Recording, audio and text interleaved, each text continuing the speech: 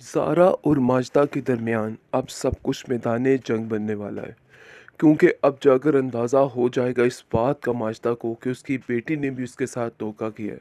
और वो उसको साफ साफ कहती है कि मुझे आज तुम्हें एक बात साफ साफ बतानी होगी कि आखिर ये सारा माजरा क्या चल रहा है। तुम्हारे जहन में ऐसा क्या है?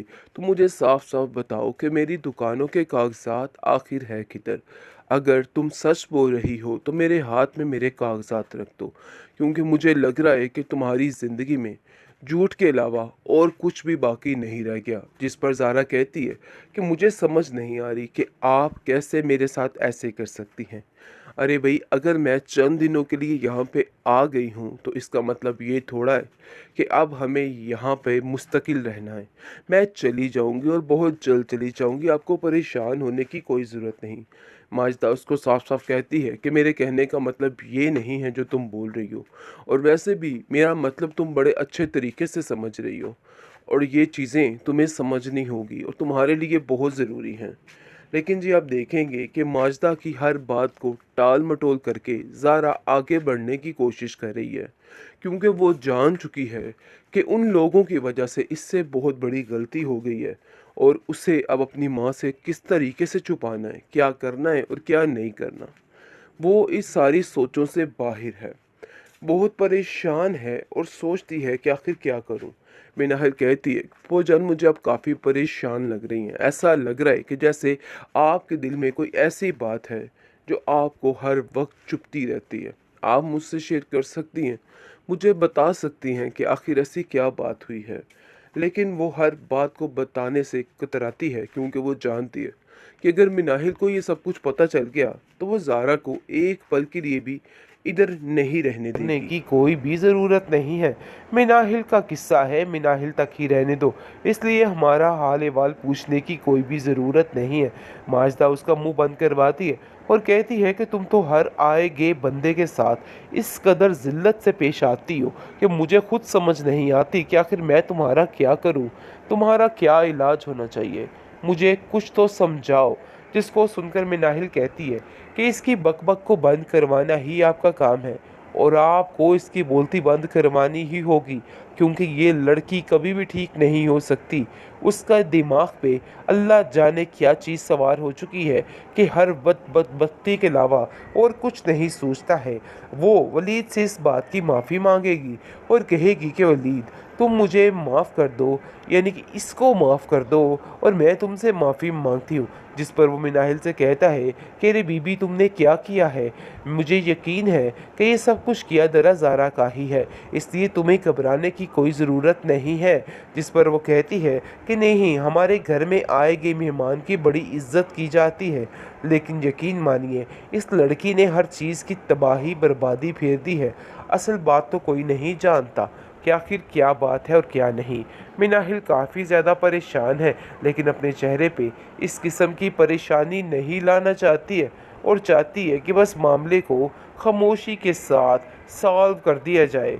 बड़े अच्छे तरीके से समझ चुकी है कि आखिर वलीद क्या चाहता है, लेकिन वो अब किसी भी तरह से आगे नहीं बढ़ना चाहती, क्योंकि उसकी आंखों में सबा का चेहरा दिखाई देने लग जाता है, जो कि किसी के साथ धोखा नहीं कर सकती है।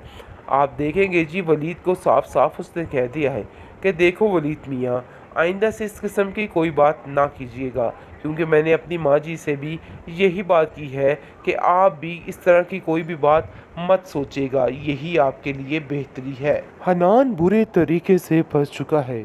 जहाँ देखता है वहीं पे उसके लिए रास्ते बंद हुए नजर आते हैं, क्योंकि अब शीबा हाथों के पीछे पड़ चुकी है।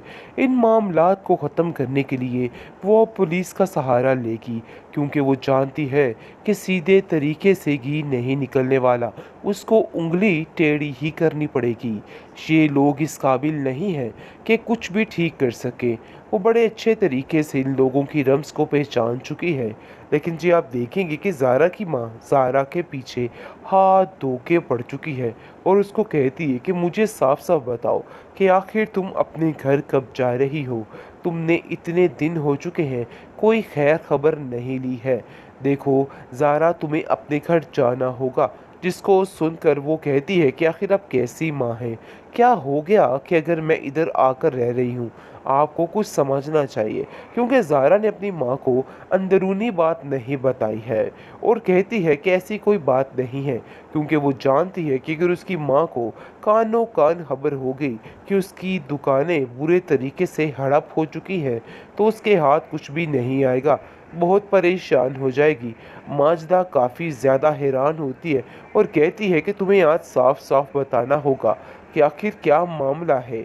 लेकिन जी आप देखेंगे कि वलीद मिनाहिल से मिलने के बहाने आता है और माजदा को कहता है कि मैं सोच रहा था कि आपकी खैरियत पूछूं कि आखिर आप किस हाल में हैं और कैसी हैं। मुझे तो कुछ समझ नहीं आ रही। जिसको सुनकर वो कहती है कि अरे बेटा मैं तो ठीक हूँ, मुझे अपनी सुनाओ और अपनी माँ की सुनाओ। लेकिन जी आप देखेंगे कि ज़ारा इस कदर चालाक औरत है, वो कहती है कि मुझे पता है तुम किस बहाने से यहाँ पे आए हो, तो इसलिए जो बात है सीधी-सीधी करो। घुमा फिरा के बात करने की कोई भी ज़रूरत नहीं है। मिनाहिल का किस्सा है, मिनाहिल तक ही रहने दो, इसलिए हमारा हाल-अहवाल पूछने की कोई भी ज़रूरत नहीं है। माजदा उसका मुँह बंद करवाती है और कहती है कि तुम तो हर आए गए बंदे के साथ इस कदर ज़िल्लत से पेश आती हो कि मुझे खुद समझ नहीं आती कि आखिर मैं तुम्हारा क्या करूँ? तुम्हारा क्या इलाज होना चाहिए?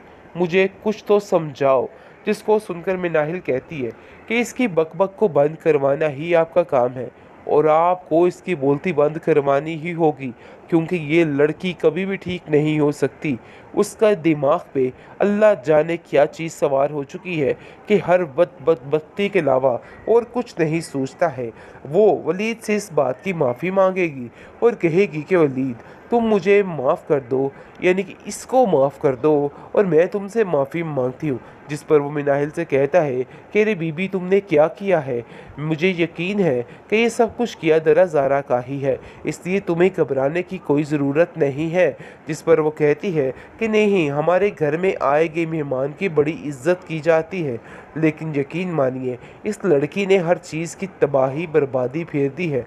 असल बात तो कोई नहीं जानता कि आखिर क्या बात है और क्या नहीं। मिनाहिल काफ़ी ज़्यादा परेशान है, लेकिन अपने चेहरे पे इस किस्म की परेशानी नहीं लाना चाहती है और चाहती है कि बस मामले को खामोशी के साथ सॉल्व कर दिया जाए। बड़े अच्छे तरीके से समझ चुकी है कि आखिर वलीद क्या चाहता है, लेकिन वो अब किसी भी तरह से आगे नहीं बढ़ना चाहती, क्योंकि उसकी आंखों में सबा का चेहरा दिखाई देने लग जाता है, जो कि किसी के साथ धोखा नहीं कर सकती है।